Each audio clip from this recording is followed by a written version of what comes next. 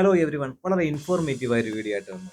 നിങ്ങളുടെ കയ്യിലിരിക്കുന്ന ration card നീലയോ വെള്ളയോ കാർഡാണെങ്കിൽ അത് BPL കാർഡിലേക്ക് അപേക്ഷിക്കാനുള്ള ലാസ്റ്റ് ഡേറ്റ് ജൂലൈ 17-ാം തീയതി. അതായത് ഇനി വെറും 2 ദിവസങ്ങൾ മാത്രമേ ബാക്കിയുള്ളൂ. അതുകൊണ്ട് ഈ വീഡിയോ നിങ്ങൾ ഒട്ടും സ്കിപ്പ് ചെയ്യാതെ കാണുക, എല്ലാവരിലേക്കും ഒന്ന് ഷെയർ ചെയ്ത് കൊടുത്തേരെ. അപ്പോൾ ഈ BPLിലേക്ക് മാറാൻ വേണ്ടി ആർക്കൊക്കെയാണ് അർഹതയുള്ളത്, എന്തൊക്കെയാണ് രേഖകൾ വേണ്ടത്, എങ്ങനെ അപേക്ഷിക്കണമെന്ന് വളരെ കൃത്യമായിട്ട് ഞാൻ ഈ വീഡിയോയിൽ പറഞ്ഞു തരാം.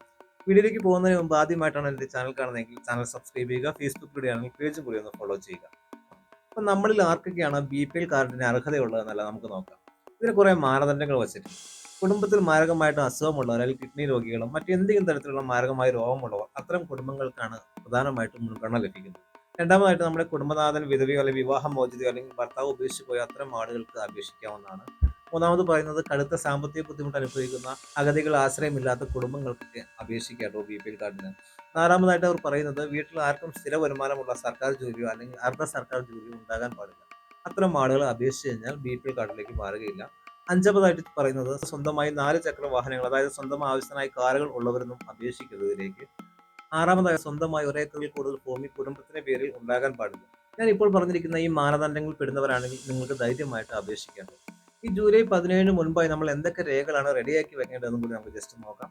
ഒന്നാമതായി പറയുകയാണെങ്കിൽ നിങ്ങൾ നിലവിലുള്ള വെള്ള അല്ലെങ്കിൽ നീല റേഷൻ കാർഡ്, കുടുംബത്തിലെ എല്ലാ അംഗങ്ങളുടെയും ആധാർ കാർഡ്, ആധാർ കാർഡിലെ വിവരങ്ങളും റേഷൻ കാർഡിലെ വിവരങ്ങളും ഒന്ന് തന്നെ ആയിരിക്കും എന്ന കാര്യം ശ്രദ്ധിക്കണം. വില്ലേജ് ഓഫീസിൽ നിന്ന് ലഭിക്കുന്ന കറന്റ് വരുമാന സർട്ടിഫിക്കറ്റ്, ഇൻകം സർട്ടിഫിക്കറ്റ്, ഇതാണ് ഏറ്റവും ഇമ്പോർട്ടൻറ്റ്. അപ്പോൾ പെട്ടെന്ന് തന്നെ വില്ലേജ് ഓഫീസറെ കണ്ട വരുമാന സർട്ടിഫിക്കറ്റ് നമുക്ക് നിർബന്ധമായിട്ടും വേണം.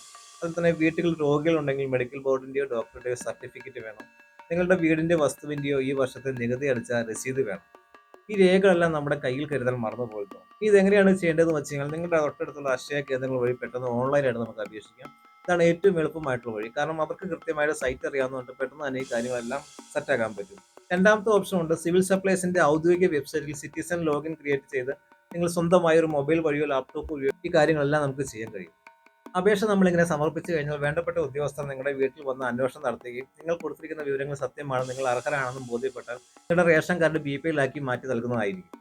അപ്പോൾ പ്രിയപ്പെട്ടവരെ, ജൂലൈ 17-ആണ്. ഇനി 2 ദിവസം മാത്രമേ ഉള്ളൂ. ഇനി ഒട്ടും സമയമില്ല. നമുക്ക് നാളെ തന്നെ വില്ലേജ് ഓഫീസിലും അക്ഷയ കേന്ദ്രങ്ങളിൽ ബന്ധപ്പെട്ട അപേക്ഷ നൽകാൻ ശ്രമിക്കുക. അർഹതപ്പെട്ട ഒരു പാവപ്പെട്ട കുടുംബത്തിലേക്ക് പോലും ഈ ഒരു അവസരം നമുക്ക് നഷ്ടമാകരുത് എന്നുകൂടി ഉദ്ദേശത്തോടു കൂടിയാണ് നമ്മൾ ഈ വീഡിയോ ചെയ്തിരിക്കുന്നത്. ഇപ്പോഴും ഈ ഒരു ഇൻഫോർമേഷൻ അറിയാത്ത ഒരുപാട് ആളുകളുണ്ട്. അതുകൊണ്ട് നിങ്ങളുടെ കുടുംബ ഗ്രൂപ്പുകളിലേക്കും സുഹൃത്തുക്കളുടെ വാട്സപ്പ് ഗ്രൂപ്പുകളിൽ വീഡിയോ ഇപ്പോൾ തന്നെ ഒന്ന് ഷെയർ ചെയ്ത് കൊടുക്കുന്നുണ്ട്. വീഡിയോ ഉപകാരപ്പെട്ടാൽ ഒന്ന് ലൈക്ക് ചെയ്യാനും മറക്കരുത്. നിങ്ങളുടെ സംശയങ്ങൾ താഴെ കമന്റ് ആയിട്ട് അറിയിക്കുക. വീണ്ടും കണ്ടുമുട്ടാം മറ്റൊരു വീഡിയോയുമായി.